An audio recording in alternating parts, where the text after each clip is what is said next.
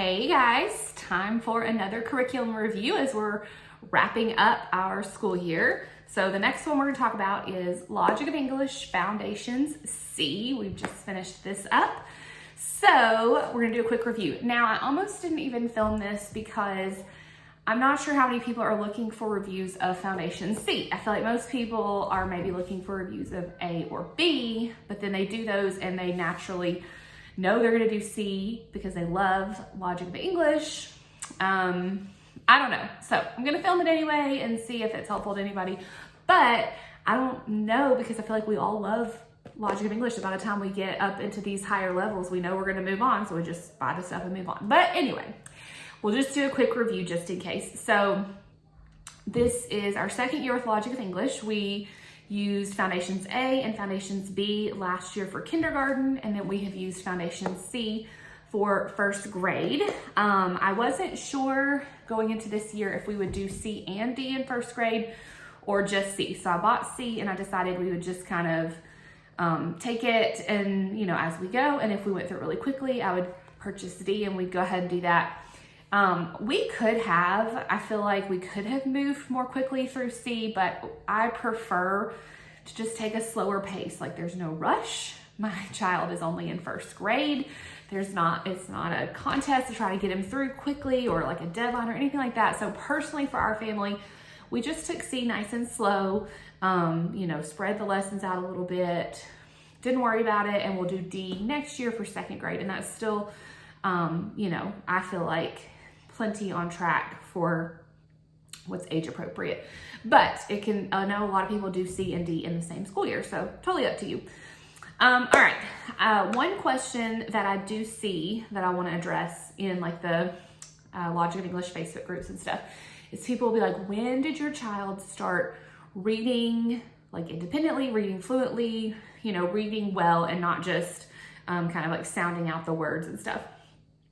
Obviously, every child is different, but for us, it was halfway through Foundation C is really when everything clicked and you could really see all that work that we had done last year in A and B, just all kind of coming together. All those phonograms that we had worked so hard to memorize, finally, like he was able to quickly decode words. And honestly, I didn't believe him at first because he was reading a Magic Treehouse chapter book, right? He was sitting on the couch looking at them, which he often did.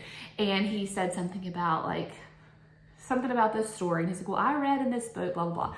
And I'm thinking like, well, I read that to him. And so he is just remembering facts and telling me.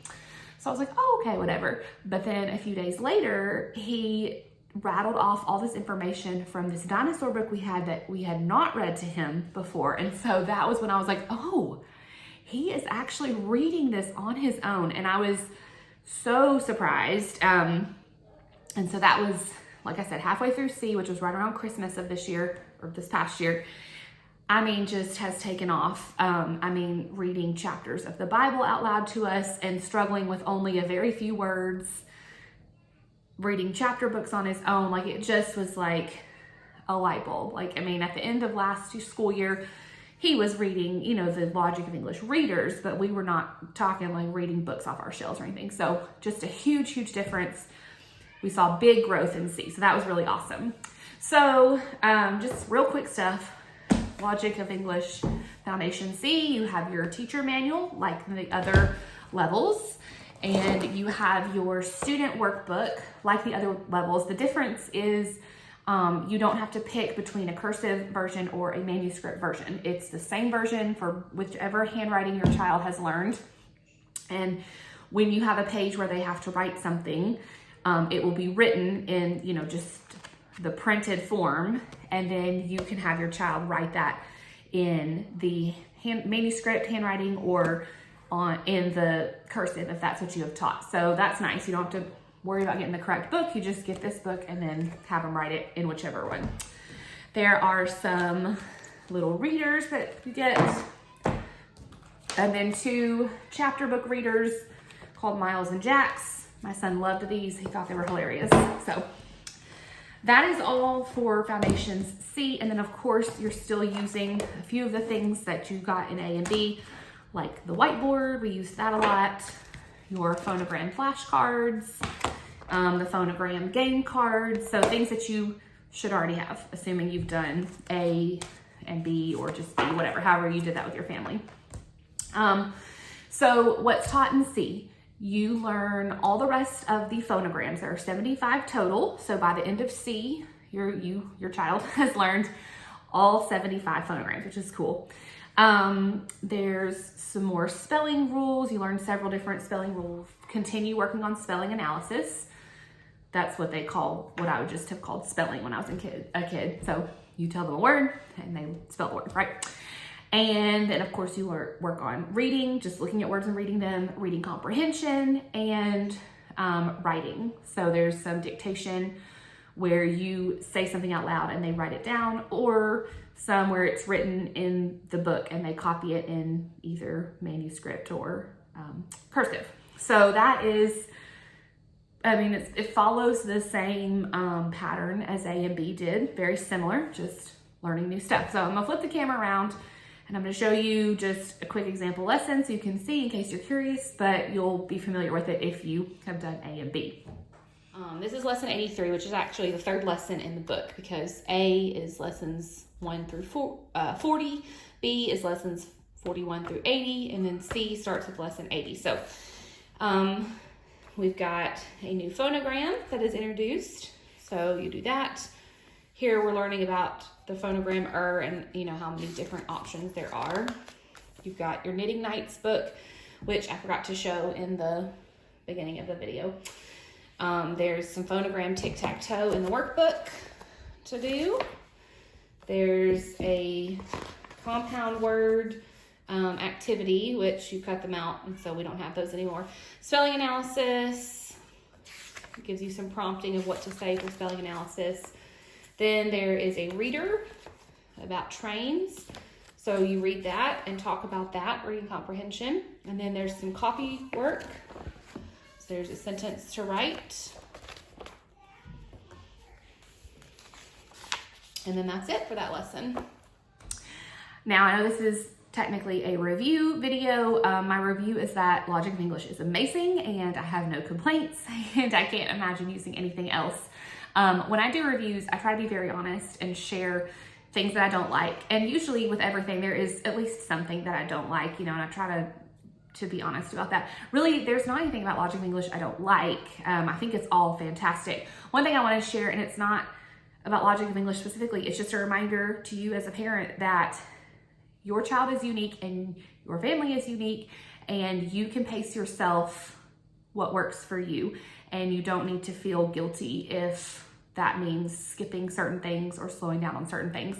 I say that because for us in A and B, I have heard of other families who would say like, my child is doing really well with all of these things, but really struggling with handwriting. And so they would slow down a lot on the handwriting, move on with everything else and do the handwriting much slower. We did not have that experience in A and B. We were just right on pace with, you know, every single chapter or lesson or whatever was fine. C was a little bit different. Like I mentioned about how halfway through the year, my son started reading very well and reading chapter books. And so his reading comprehension was just way higher than what the rest of the stuff we were working on in C was. And I sometimes would get kind of bogged down, like trying to ask him all the reading comprehension questions that were in the Logic of English teacher manual. And then I finally realized like, he knows this, and I know he knows this because he reads books and he tells me about them and we talk about them, and I know his reading comprehension is good.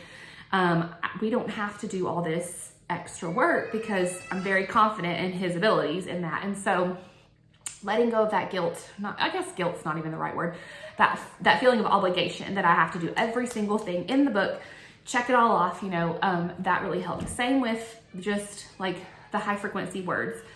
There would be a worksheet page and it would be like, you know, cut these out and hide them around the room and go search for them and read them. Well, I mean, that's fine and that's fun, but he could look at that page and read each of those words in 15 seconds. And so a lot of times we would just skip that. Like, I mean, I would just be like, here, read these for me real quick. And he would read them and I'd be like, check. And we didn't do the game. We didn't cut it out. We didn't do all that stuff because it just wasn't necessary. So just, you know, something to keep in mind. But anyway, so because of that, we kind of skipped a lot of the reading and the reading comprehension, or didn't go quite as deep because I knew we didn't need that. But of course, we still worked on the phonograms and the spelling. He is, he knows the phonograms, but is still working on memorizing them. His spelling, that's our struggle point right now.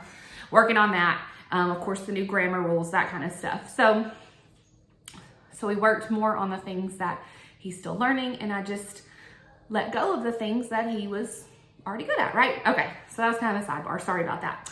As far as pacing goes, we typically broke each lesson up into 2 separate days.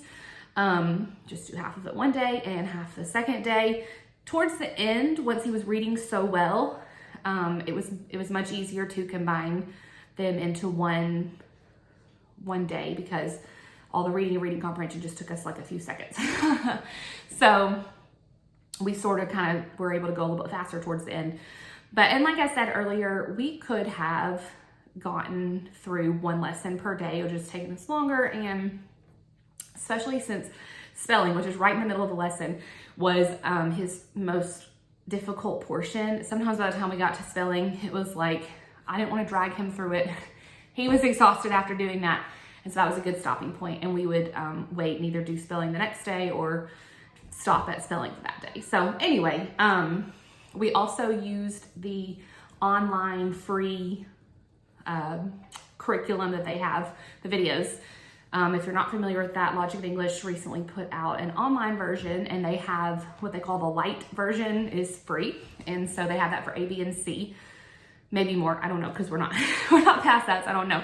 But the C version is just, she will go over any new phonograms. She will go over the phonogram flashcards, and she does spelling analysis with them, which is, it's the exact same spelling analysis that is in the book. So it is a repeat of that. But he needs that practice, he needs that repeat. And so like we would do, let's say lesson 102 and 103, and then we would take a day and we would just do the online videos for 102 and 103, and he would kind of repeat the spelling analysis. I feel like listening to it twice, once from me and once from her, really helped. And this, when I say her, is Denise, the lady that wrote the program. I felt like that really helped him to get more confident in his spelling. And that's it. So pretty quick, we are done with C. We are not gonna move on to D until we start our school year back in August-ish of later in the year. I know some people just move right on along, but we are taking a little break, having a baby in 2 months, so we're taking a summer break. So what we'll be doing is practicing our phonograms. I have the Logic of English game book, which I have a review and a flip through of that I'll link to. But I've picked out a bunch of phonogram games because even though he knows the phonograms, he doesn't know them as well as I would like for him to. So we're gonna focus on learning phonograms, using the games in here, practicing our handwriting just with some copy work, reading a ton, like me reading to him reading to me. And that's basically it. I'm not gonna worry about spelling right now. I know that I'm sure there'll be tons of practice of that in D, and so we're gonna take a break since that is difficult, and just kind of like play and review and have fun with that for the next month until we wrap up our school year for the year. So that's kind of what we're doing. And then we'll move on to D in his 2nd grade year, and I'm excited. I've ordered it. It's not here yet, but I've ordered it, and I just absolutely love this program. And so I can't wait to see next year, what D looks like. I also have my 2nd child who will be starting in A, so I'm excited to go through it again with him. So anyway, that is it. Hope you guys have a great day. Bye.